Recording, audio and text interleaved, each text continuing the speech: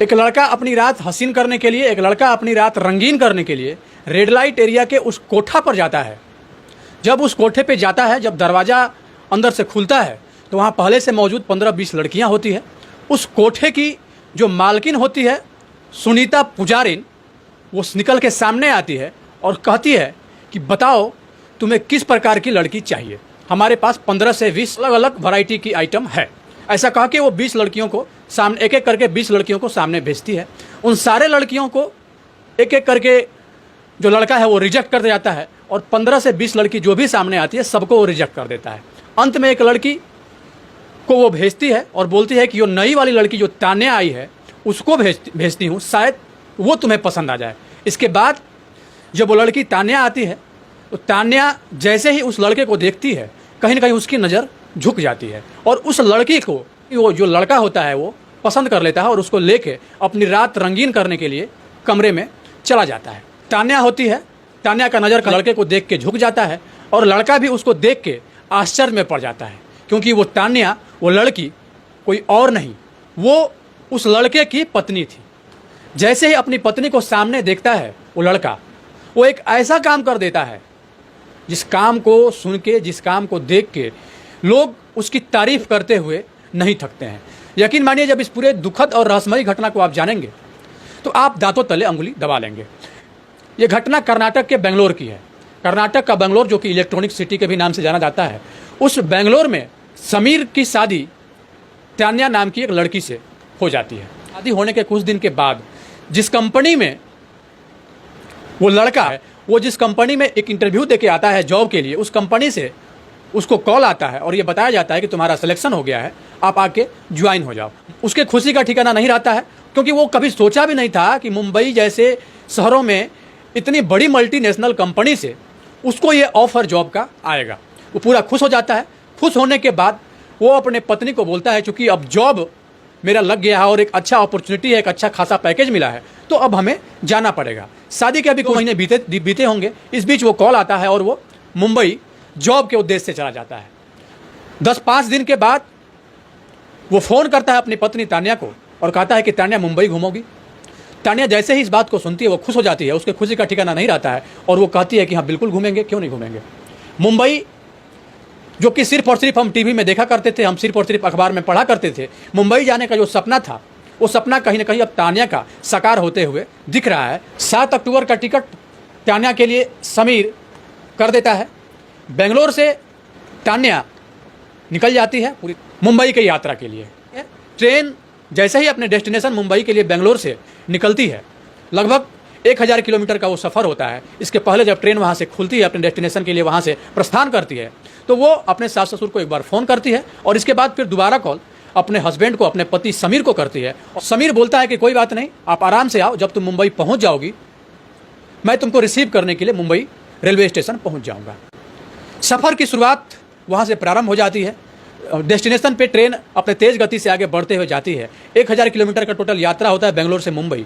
इस बीच अपने पति, अपने हस्बैंड समीर को भी फ़ोन करती है और ये बीच बीच में अपडेट देते रहती है कि वो कहाँ पहुँची। साथ ही इस बात की खुशी भी जाहिर करती है, मुंबई घूमने का अब उसका सपना साकार होने जा रहा है। जिस मुंबई को वो सिर्फ और सिर्फ सपनों में देखा करती थी, आज या फिर कल या फिर 2 दिन के बाद उस मुंबई में वो पहुंच के वो न सिर्फ मुंबई घूमेगी बल्कि मुंबई में अपने पति के साथ टाइम भी एक्सपेंड करेगी। इस बात की खुशी साफ साफ दिख रही होती है और फ़ोन पे बातचीत करने के दौरान ये सारी बात का डिस्कशन और अपने पति से करती है। जब 500-600 किलोमीटर की यात्रा हो गई होगी तब उसकी नज़र अपने सामने वाले बर्थ पे पड़े 2 पुरुष के ऊपर जाता है। वो पुरुष आपस में बातचीत कर रहे होते हैं। उसी में से एक जो पर्सन होता है वो तान्या से कहता है कि मुझे लग रहा है कि बहन जी आप पहली बार ट्रेन में बैठी हैं क्या, आपका एक्साइटमेंट ये बता रहा है कि कहीं ना कहीं आप पहली बार ट्रेन में बैठी हैं। तो तान्या इस बात पे कहती है कि नहीं, पहली बार तो नहीं है, मैं ऐसे ट्रेन का यात्रा कई बार की हूँ और करते रहती हूँ, लेकिन हमारे लिए खुशी की बात यह है कि हम मुंबई जा रहे हैं बेंगलोर से पहली बार, और उससे भी बड़ी खुशी की बात यह है कि हम पहली बार मैं अकेले जा रही हूँ।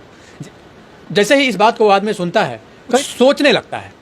इधर तान्या नियमित समय अंतराल पर अपने घर अपडेट दे रही थी, अपने पति को अपडेट दे रही थी, बातचीत भी किए हुए जा रही थी। उसके पति बार बार समझा रहे थे कि रास्ते में जब तुम आ रही हो तो ट्रेन में कोई खाने पीने की चीज़ अगर दे तो उसको लेके खाना नहीं। मतलब जो एहतियात बढ़ता जा रहा था उसके पति की ओर से, क्योंकि उसकी पत्नी पहली बार अकेले ट्रेन की यात्रा कर रही थी। जो दो आदमी होते हैं वो लोग आपस में बातचीत कर रहे होते हैं। से तान्या खाने पीने का सामान जो अपने घर से लेके गई थी वो निकाल के खाने लगती है। और खाने से पहले जैसा कि एक इंसान का स्वभाव होता है कि अपने पास अगर किसी पर्सन को, किसी इंसान को कोई देखता है तो उसकी एक सहज प्रवृत्ति होती है, मनोवृत्ति होती है कि वो पूछता है किसी से। तान्या उस दोनों पर्सन से पूछती है कि भैया आप भी खाएंगे क्या, लीजिए। तो जैसे ही वो पूछती है तुरंत वो लोग सहमत हो जाते हैं और उसी खाने वाले चीज़ में से थोड़ा सा उन दोनों को भी वो दे देती है और वो लोग भी खा लेते हैं। जब 150 किलोमीटर की यात्रा और बच जाती है, अराउंड 800 साढ़े 800 किलोमीटर की यात्रा जब ये लोग कर चुके होते हैं, इसी बीच एक चाय वाला चाय लेके आता है। जैसे ही चाय लेके आता है तो एक लड़का उसी में, जो एक आदमी होता है, वो पूछता है कि बहन जी चाय पियेंगी। इस बात पे तान्या बोलती है कि नहीं, मैं चाय नहीं पीती हूँ, मैं चाय नहीं पीऊँगी। उसके मना करने के बाद भी वो लोग 2 कप चाय नहीं लेते हैं, 3 कप चाय लेते हैं और 1 कप चाय तान्या के मना करने के बाद भी तान्या को दे देते हैं। जैसे ही तान्या चाय पीती है 5-10 मिनट के बाद उसके सर में चक्कर आने लगता है और इसके बाद क्या हुआ उसको कुछ भी पता नहीं होता है। कुछ देर के बाद जब वो अपने आप को कंट्रोल करती है, जब अपने आप को होश में संभालती है, तो अपने आप को अब ट्रेन में नहीं बल्कि एक कार में आपको मौजूद पाती है।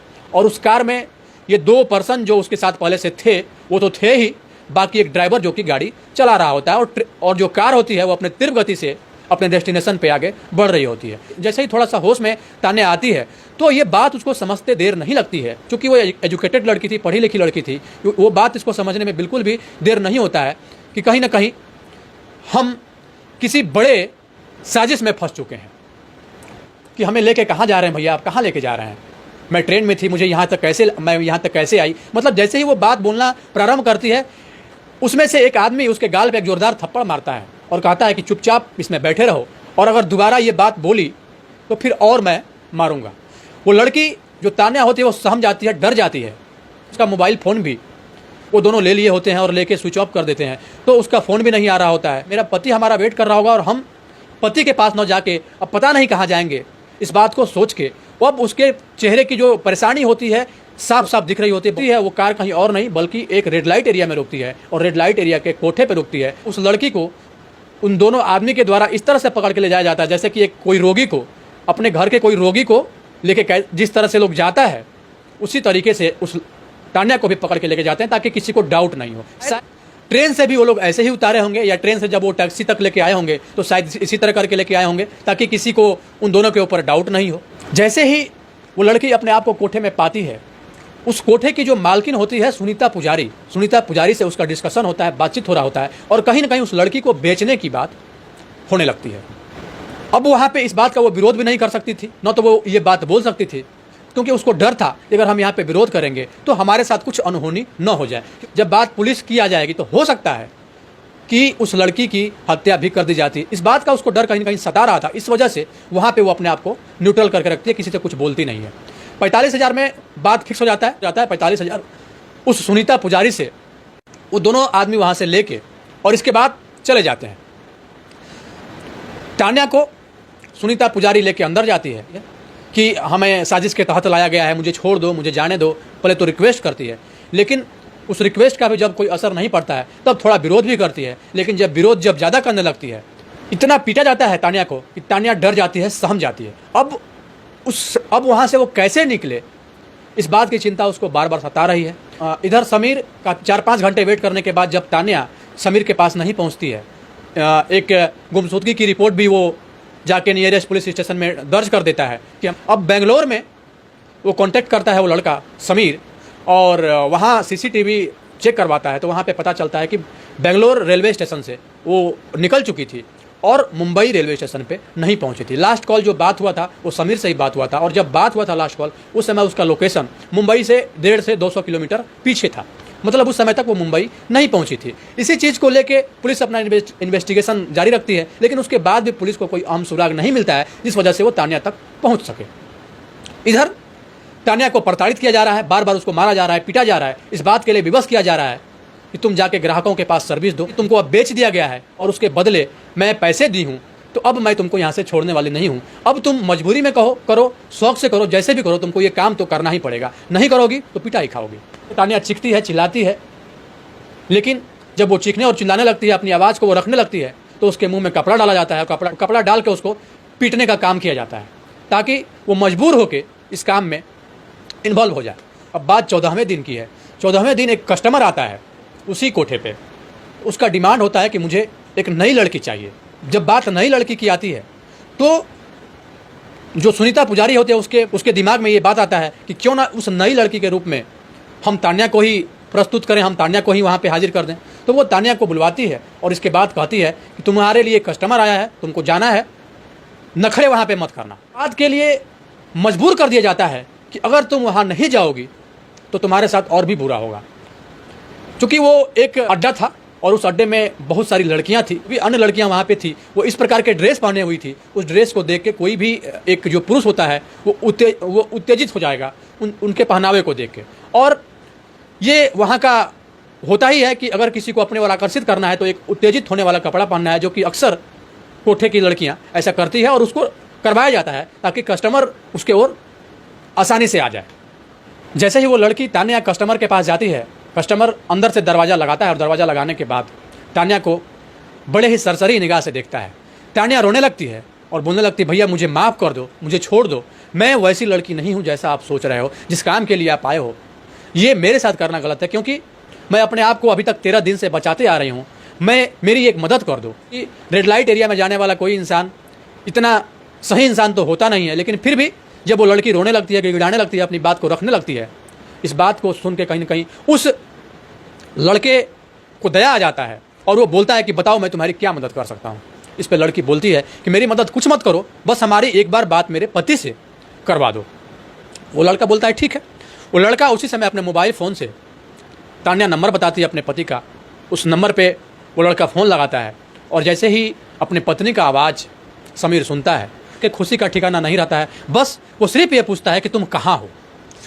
वो लड़की तान्या रोने लगती है फ़ोन पे। अब रोती है और बोलती है कि मैं जहाँ हूँ, लेकिन जहाँ भी हूँ बड़े ही कष्ट की मैं ज़िंदगी व्यतीत कर रही हूँ। आज 14 दिन हो गया, बड़े ही कष्ट में मैं जी रही हूँ, मुझे जल्द से जल्द यहाँ से निकालो। लोकेशन पूछता है कि तुम बताओ कहाँ हो। वो बोलती है कि मुझे कुछ भी पता नहीं है। अपनी सारी वारदात जो भी उसके साथ हुआ होता है, सारी बात तान्या फ़ोन पे अपने पति को बताता है। वो सोचने लगता है कि आखिर अब तान्या को वहाँ से कैसे आज़ाद करवाया जाए। उसके दिमाग में तमाम तरह के बात चलने लगते हैं। उसको इस बात का डर होता है कि अगर हम डायरेक्टली जाके वहाँ ये बात बोलते हैं तो हो सकता है कि तान्या को नुकसान पहुँचाया जाए। तान्या के साथ साथ अगर हम जाएँ तो हमारे साथ भी उस प्रकार की कोई प्रवृत्ति लोग अपना न लें। इन सब चीज़ों से बचने के लिए उसके दिमाग में ये बात आता है कि क्यों ना ग्राहक बन के ही हम उस अड्डे पे पहुँचे या फिर हम उस कोठे पे पहुँचे।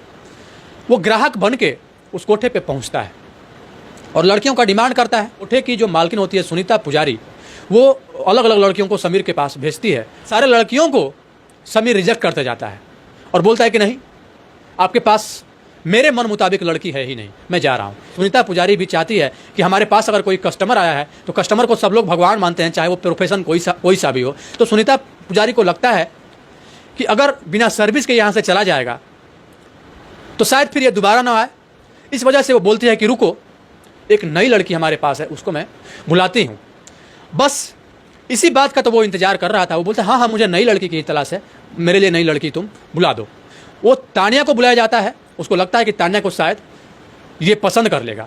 तान्या जैसे ही आती है, तान्या जैसे ही अपने पति को अपने सामने देखती है, उसकी नज़र झुक जाती है और समीर भी इस बात को देख के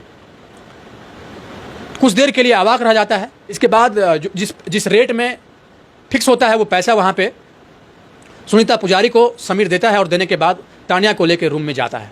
रूम अंदर से दरवाज़ा बंद करती है। तुरंत वो अपने पति समीर से लिपट के रोने लगती है और बोलती भी है कि समीर, अगर आज तुम नहीं आते, आज के बाद मैं तुम्हें मुंह दिखाने लायक नहीं रह जाती। ये कह के बार बार रोने लगती है और इसके बाद सारी वारदात जो भी उसके साथ हुई होती है, सारी बात बेंगलोर से लेके मई पहुंचने तक, सारी बात, सारी वारदात, सारी घटना जो भी उसके साथ हुई होती है, वो सारी व्याख्यान अपने पति समीर को न सिर्फ सुनाती है बल्कि ये कहती भी है कि मुझे जल्द से जल्द यहाँ से निकालो, क्योंकि अब मुझे घुटन हो रहा है।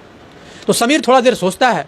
अब उसके दिमाग में ये बात आता है। तुरंत अपने फ़ोन से वहाँ के पुलिस मुख्यालय में इस बात की सूचना वो देता है और बोलता है, समीर, हमारी पत्नी बेंगलोर से आ रही थी, ऐसे ऐसे उसके साथ ये कृत्य हुआ। ट्रेन में पहले उसके साथ उसके चाय में नशे की गोली डाल के उसका वहाँ से किडनैप किया गया और उसके बाद उसको एक कोठे पे ला के बेच भी दिया गया। सारी वारदात जो भी हुई होती है उसको साफ साफ फ़ोन पे उस सीनियर ऑफिसर को समीर बता देता है। इस थोड़ी देर के बाद समीर वहाँ से बाहर निकल जाता है।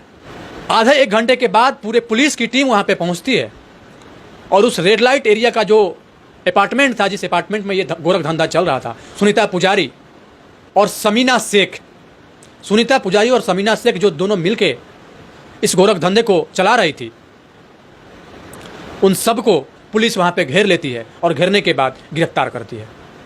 न सिर्फ तान्या को, बल्कि तान्या के साथ साथ उस कोठे पे मौजूद 20 से 25 लड़कियों को भी पुलिस वहाँ से आज़ाद करवाती है। बस इस घटना को बताने का मेरा मुख्य उद्देश्य आपको सचेत करना था, आपको अलर्ट करना था। अगर आप कहीं जा रहे हैं, खाने पीने की चीज़ एक अननोन आदमी से न लें न खाएं। लेना और खाना तो दूर की बात है, उस सामान को भी स्पर्श न करें। बाकी सावधान रहें, सुरक्षित रहें। इस जो समीर ने अपने पत्नी के साथ किया, जिस सहज तरीके से उसको वापस अपनाया, क्या समीर के जगह पे कोई दूसरा होता तो वो इस बात का एहसास कर पाता, वो इस बात का बिलीव कर पाता कि उसकी पत्नी अभी भी सुरक्षित है। ये स्त्रियों के ऊपर ये आज नहीं, ये शुरू से ही ये चीज़ लागू होती है। एक समय था जब सीता को भी अग्नि परीक्षा देना पड़ा था, जबकि सीता पूर्ण रूप से पवित्र थी। सीता को पवित्र होने के बाद भी अग्नि परीक्षा देना पड़ा था। लेकिन आज जिस सहजता और सरलता से, पूरी बेबाकी से समीर ने अपने पत्नी को वो सारे कांड से आज़ाद करवाया, बल्कि पूर्व की तरह अपने पास एक्सेप्ट भी किया, क्या कोई दूसरा पुरुष एक्सेप्ट करता? ये भी राय अपनी कमेंट बॉक्स में जरूर दें। बहुत बहुत धन्यवाद आप लोग जुड़े हुए थे जनतक न्यूज़ के साथ।